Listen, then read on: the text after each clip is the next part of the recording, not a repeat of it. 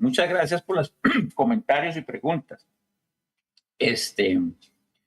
Muy buenos, enriquecedores, y pues a mí me llevan a hacer algunos apuntes y tratar de ir trabajando más esos comentarios que me hacen ir trabajando más esta propuesta de ponencia, ¿no? Y de trabajo. Bien, lo primero es lo que nos decía Xiomara, lo que nos han mentido, ¿no? Y voy a tratar de asociarlo con la pregunta de Ildefonso, ¿verdad? Sobre ese nuevo contrato social. Y bueno, que pasa precisamente por un aspecto de educación. Mire, si nosotros en América Latina, en nuestra América, seguimos usando el mapa como está, vamos a seguir construyendo mentiras, ¿verdad? Lo que Mayita decía, ¿cómo nos han mentido? Y precisamente en eso, en que el Mediterráneo americano, es decir, Golfo de México y Mar Caribe unidos como Mediterráneo americano, conforman 4.200.000 kilómetros. Mientras tanto que el Mediterráneo europeo solo alcanza 2,5 millones de kilómetros. Es decir, somos casi que el doble del tamaño de ese Mediterráneo. Pero además, en esto de cómo se va tejiendo el mundo dentro de un tecnofascismo, ¿verdad? Lo importante de las rutas comerciales, porque el 99% de los datos que ocurren en torno o que pasan por esas rutas marítimas, de los cables submarinos, es fundamental para la construcción de ese mundo y de ese, algunos le han llamado como tecnofeudalismo, pero hay grandes autores brasileños, por cierto, que están usando la categoría precisamente de la construcción de un tecnofascismo que se asocia incluso a la necropolítica de acabar con los estados de seguridad social para eliminar y resolver el problema de los pobres que hace mucho tiempo muchos plantearon, ¿verdad? Es decir, eliminando los estados sociales y la inversión en seguridad social, se elimina la atención social médica y así se resuelve el problema, ¿verdad? Con una necropolítica. Y estas son propuestas que surgen precisamente de esa oligarquía tecnofascista. Y eso es un gran genocidio a nivel global, lento, pero que es una máquina de muerte que se ha puesto en marcha ya por los modelos sociales y económicos de lo que se conoce como neoliberalismo, ¿no? Y ese 99% de las transferencias de los datos en los cables submarinos, por ejemplo, solo en el Mediterráneo americano tenemos el ARCOS 1, el AMX 1, el TAP 1, el CN 1, el GDL 1, el TICAL AMX 3, el CFX 1, el EWC. En la última década se han desplegado estos cables submarinos, todas estas tecnologías, en América Latina y el Caribe, un total de 155,000 kilómetros de fibra submarina. Eso equivale a 12 vueltas completas de la Tierra. 12 vueltas completas de la Tierra en cables. Entre los cables construidos destacan el AMX 1, el sistema de cable Pacífico Caribe, el CBRAS 1, el TANAT, el BRUSA, el MONET, el Curie, el Malbec, el Mistral y el más reciente, el Firmina. Y esto es lo que sostiene el nuevo poder tecnofascista que se está instaurando en el planeta. Pero pasan ¿por dónde? Por nuestros mares. Entonces aquí, en qué hacer dentro de ese nuevo contrato social, hay un tema de los bienes comunes muy sensible. la navegación y el mar como un bien común. ¡Wow! Muchos defenderían el mar como un bien común. Pero en el caso de la propuesta multipolar, más bien iría en el ejercicio de la soberanía de esos mares, precisamente que no sea reconocido como bien común. ¿Por qué? Porque quien tiene el poder naval de ejercer el poder en los mares es una sola potencia, la angloamericana. En este caso diríamos la anglosajona.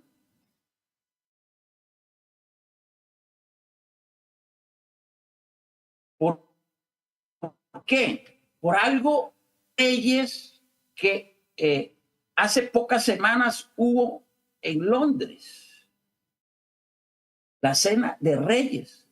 Es decir, ahí estaba Donald Trump, estaba el rey de Gran Bretaña, y en la cena estaban todos los grandes, la oligarquía tecnofeudal. Ahí estaban reunidos, estaban allí cenando, estaban acordando precisamente en torno a todas estas nuevas tecnologías y a esto que se impulsa. Y allí pues estaban, por supuesto, poniéndose de acuerdo. Esa potencia naval anglosajona, ¿verdad? Porque opera conjuntamente Gran Bretaña con los Estados Unidos,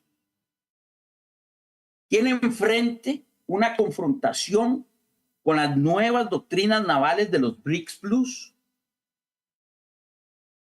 BRICS Plus está estableciendo, ¿verdad?, la revisión del status quo del mar.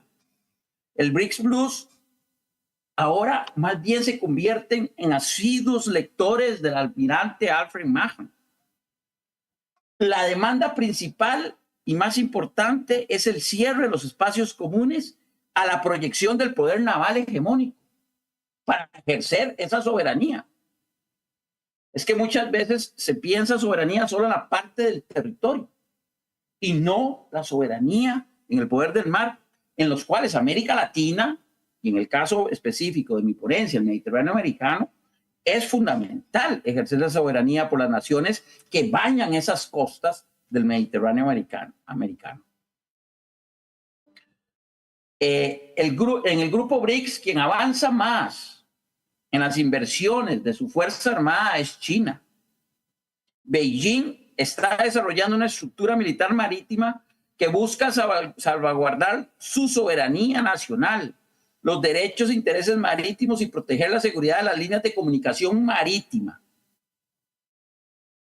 Establece lazos para la cooperación marítima internacional, construye puertos, invierte en canales. Mayita decía claramente cómo esas guerras de cuarta, quinta y sexta generación impidieron la construcción del gran canal interoceánico de Nicaragua, donde la seguridad la iba a ejercer, según los estudios del Heifetz, la iba a ejercer Rusia, la construcción y administración China.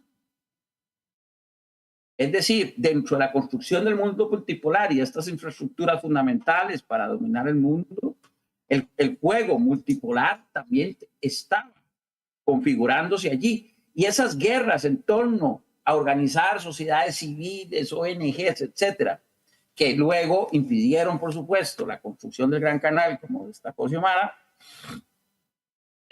creando una desestabilización. Es más, eso explica el abril del 2018 en Nicaragua. Las protestas en 3 días se tuvieron que haber parado porque Ortega, en la modificación que impulsaba dentro del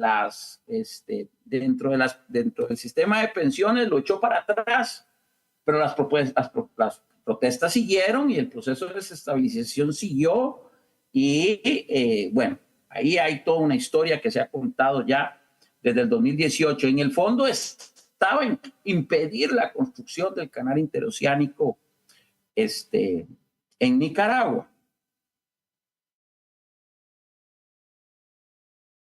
Y tratando, pues dentro de ese nuevo contrato social, yo pienso que para resolver esa multicrisis debemos buscar primero un contrato propio latinoamericano y en este caso, siguiendo la ponencia, lograr, digamos, operaciones conjuntas que fortalezcan una naval centroamericana, una naval latinoamericana, una inversión en ese poder naval para ejercer la soberanía de esos mares, ¿verdad?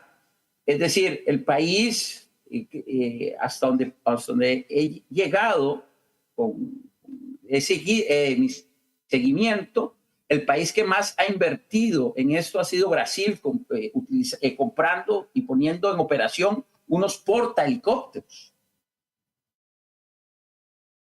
Habría que plantearse en este mundo de transición histórica turbulenta por parte de América Latina, en primer lugar, precisamente una serie de acuerdos de cooperación y operación naval conjunta y por supuesto, en esa propuesta del cierre de los espacios comunes del mar para ejercer la soberanía, cobrar peaje sobre nuestras rutas comerciales y, por supuesto, construir los canales desde una infraestructura, esos canales interoceánicos, desde una infraestructura propia, inversión propia y un desarrollo de negociaciones no de los enclaves clásicos norteamericanos,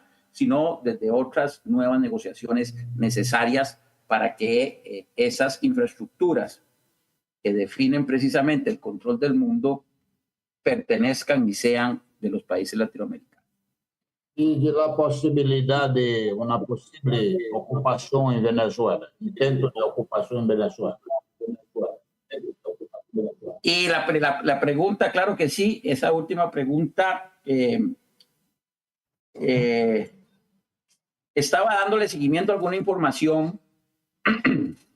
He visto mucho un planteamiento del director de la Iguana en Venezuela, que habla que la guerra es cognitiva, simbólica, y que la invasión no es precisamente material, ¿verdad?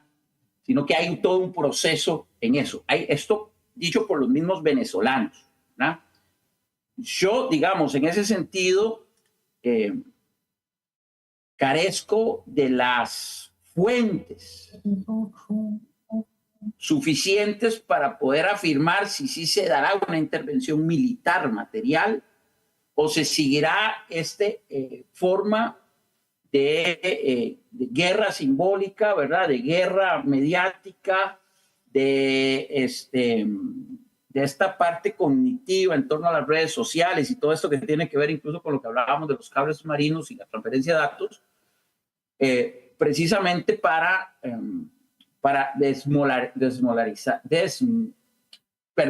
bajar la moral de resistencia venezolana. Cosa que en los escenarios propuestos ha sido todo lo contrario, ¿verdad? Si vemos realmente la unidad, la unificación, el proceso de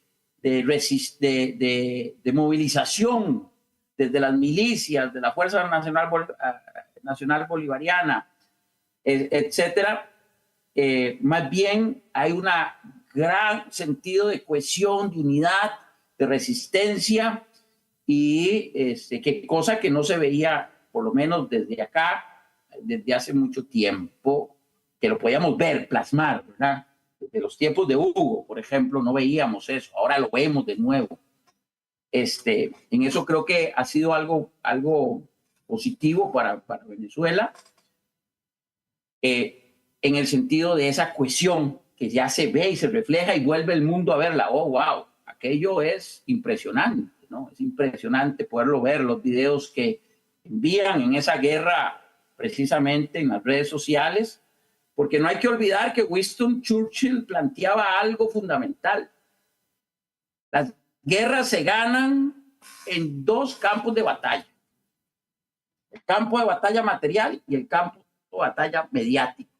Y Churchill decía, primero hay que ganar en el campo mediático para justificar todas las atrocidades que vamos a hacer en el de batalla material, ¿sí? Y creo que eso es fundamental, lo que decía el director de la Iguana. Y eso es un deber de todos los latinoamericanos hoy, en apoyo a la resistencia venezolana. Luchar en nuestros espacios de redes sociales o lo que sea para que la batalla mediática la gane el pueblo venezolano y no la gane el imperio estadounidense.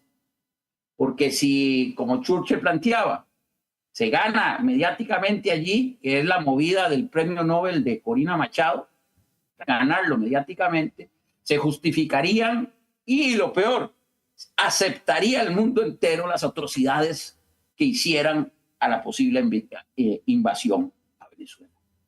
Si se logra ganar en ese campo mediático, ese campo cognitivo, si se logra resistir allí, no habrá posibilidades que haya una invasión porque no tendrían la legitimidad. Ese es el gran error de Netanyahu. Avanzaron sin ganar en el campo mediático y el mundo entero hoy ve la verdad y la sanciona. Y ellos no pudieron ganar en ese campo mediático, se adelantaron totalmente desde el punto de vista de guerra, ¿sí? Y cometieron ese error. No siguieron la doctrina de Churchill. Primero ganar en el campo mediático. Y esto es fundamental. No se puede permitir, para que no se dé esa invasión, no se desestabilice la región, que ganen en el campo mediático. Es un deber de todos nosotros luchar en ese campo, con cualquier latitud que estemos, por la paz, por la paz de la región y por el deber de ser latinoamericanos. Muchas gracias.